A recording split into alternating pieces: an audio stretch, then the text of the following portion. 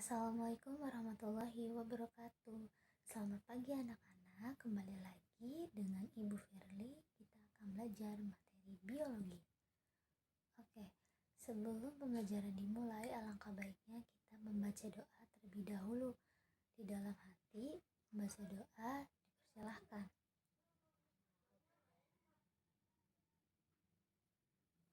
Amin. Berdoa selesai. Oke. Sebelum pembelajaran dimulai, Ibu akan absensi kalian semua. Apakah di sini ada yang sakit atau semuanya berangkat semua? Alhamdulillah semuanya berangkat semua ya. Oke. Pembelajaran kali ini Ibu akan membahas materi mengenai yang pertama ada mekanisme biologis kesehatan mental dan pengaruh terhadap sistem tubuh. Yang kedua, mekanisme biologi mimpi dan kesurupan dalam peran sistem saraf dan aktivitas otak manusia. Yang ketiga, ada struktur dan peran biologi manusia dalam menjaga keseimbangan ekosistem. Oke, sebelum pembelajaran dimulai, Ibu akan bertanya kepada kalian, apakah kalian setuju atau tidak nih sistem saraf dan sistem hormon itu saling berkaitan dengan sistem tubuh atau kejiwaan tubuh manusia? Oke, berkaitan ya. Oke, siap. Emang benar sistem tubuh itu berkaitan dengan sistem saraf dan sistem hormon manusia. Kita mulai saja materi pembelajarannya. Nah, di sini adalah ada hubungan antara kejiwaan dan biologi, sistem saraf dan sistem hormon. Di dalam sistem saraf dan sistem hormon, kedua komponen ini komponen utama yang menghubungkan kejiwaan dengan kondisi tubuh. Ketika seseorang mengalami stres, pada peran sistem saraf simpatik dan parasimpatik dalam mengatur respon stres itu, ketika seseorang mengalami stres, tubuh akan merespon melalui aktivitas sistem saraf simpatik yang memicu pelepasan hormon kortisol dan adrenalin. Respon ini dikenal sebagai fight or flight response. Dalam jangka pendek, mekanisme ini bermanfaat untuk menghadapi ancaman. Yang kedua itu ada pengaruh hormon kortisol saat stres kronis, merusak sistem imun untuk meningkatkan risiko penyakit seperti hipertensi dan diabetes. Oke, yang kedua ini ada peran doa dalam penyembuhan. Di dalam doa itu bukan hanya ibadah, tetapi juga terapi psikologis yang dapat memberikan dampak positif pada kesehatan tubuh.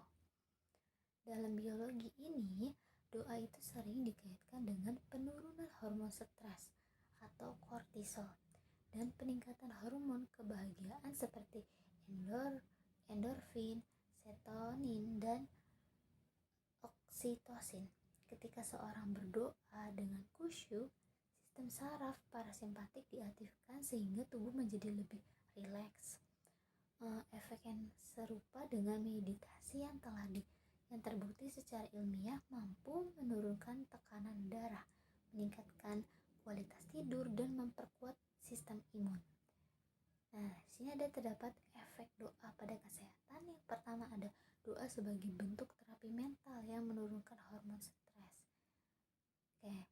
Yang kedua yaitu ada aktivitas sistem saraf parasimpatik melalui meditasi atau doa, meningkatkan hormon kebahagiaan, dopamin dan oksitosin.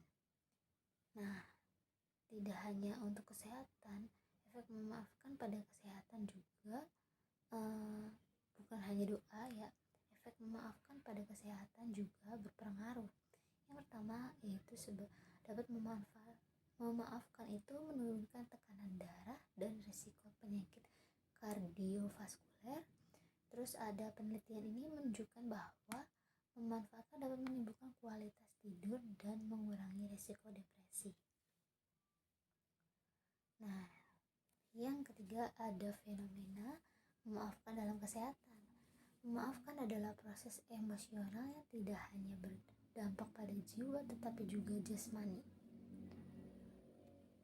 Ketika seseorang memendam dendam, tubuh terus-menerus berada dalam kondisi stres nih, yang dapat memicu meningkatkan hormon kortisol. Dan tingginya kadar kortisol dalam jangka panjang dapat menyebabkan hipertensi, gangguan tidur, obesitas, dan depresi. Kemudian sebaliknya memaafkan itu dapat mengurangi stres, meningkatkan hormon kebahagiaan, dan menurunkan tekanan darah. Ini ada dampak dari memaafkan dan yang tidak memaafkan. Oke, lanjut, ada keseimbangan jiwa dan jasmani. Keseimbangan jiwa dan antara kesehatan mental, fisik sangat penting untuk mendukung fungsi tubuh. Stres yang berlebihan dapat mempengaruhi berbagai organ tubuh. Nih, yang pertama ada jantung. Stres itu meningkatkan resiko hipertensi dan penyakit kardiovaskuler karena mempercepat detak jantung dan mempersempit pembuluh darah. Kemudian ada otak nih.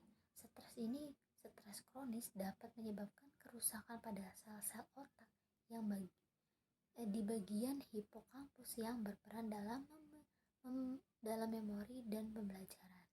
Kemudian ada sistem pencernaan. Sistem mempengaruhi pergerakan khusus sehingga meningkatkan resiko gangguan pencernaan seperti sindrom iritasi usus besar. Kemudian lanjut, di sini ada latihan soal. Nanti kalian semua pelajari lebih lanjut materi mengenai ini. Kemudian kalian ibu meminta kalian untuk mengerjakan latihan soal esai, ada 3 nomor, dan kemudian ada soal pilihan ganda atau soal evaluasi, ada 3 nomor juga, dan ada soal esai 2 nomor ya. Kalian nanti dikumpulkan di meja ibu, kemudian taruh di ruang guru. Oke, selanjutnya materi ada 3 nih teman-teman. Yang kedua, kita akan membahas mengenai mekanisme biologi mimpi dan kesurupan dalam peran sistem saraf dan aktivitas otak manusia. Oke, yang pertama ada mimpi secara proses dan mekanisme biologi. Mimpi ini adalah pengalaman sensorik dan emosional yang dialami saat tidur, terutama pada fase rapid eye movement atau REM. Pada tahap ini akan aktif sementara tubuh berada dalam keadaan lumpuh, sementara untuk mencegah gerakan fisik yang tidak diinginkan.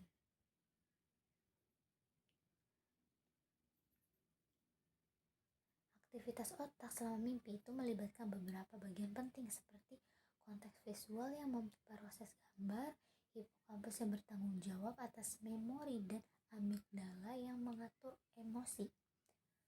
Oke, mimpi ini memiliki berbagai fungsi biologis, antara lain yang pertama ada meningkatkan konsolidasi memori, di mana otak itu menyaring informasi penting dan menyimpannya dalam memori jangka panjang.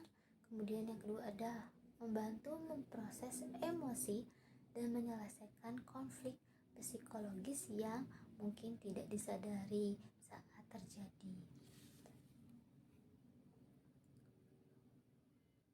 Selanjutnya ada fenomena kesurupan dalam perspektif biologi.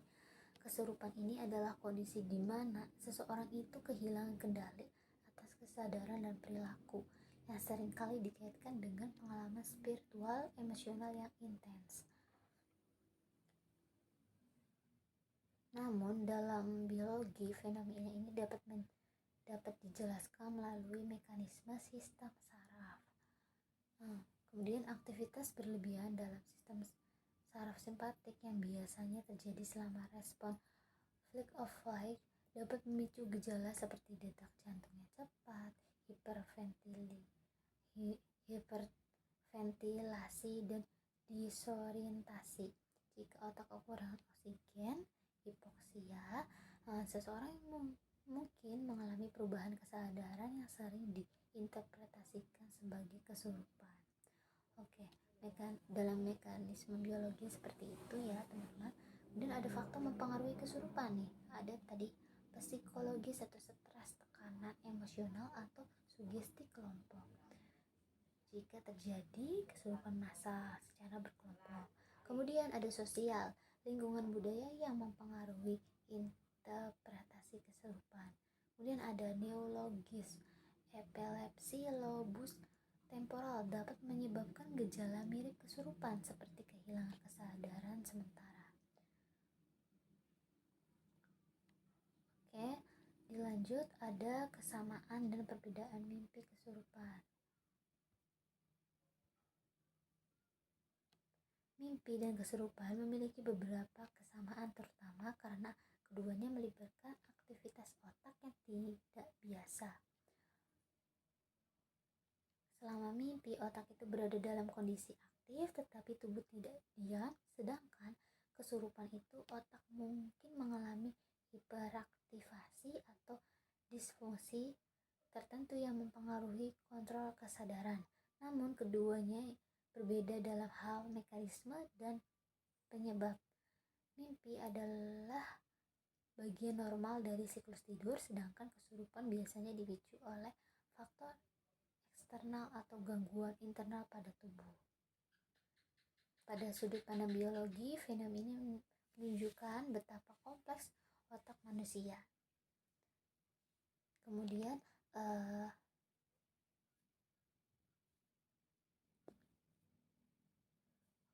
aktivitas listrik dan kimiawi otak itu memainkan peran penting dalam setiap aspek kehidupan, termasuk fenomena yang sering dianggap supranatural.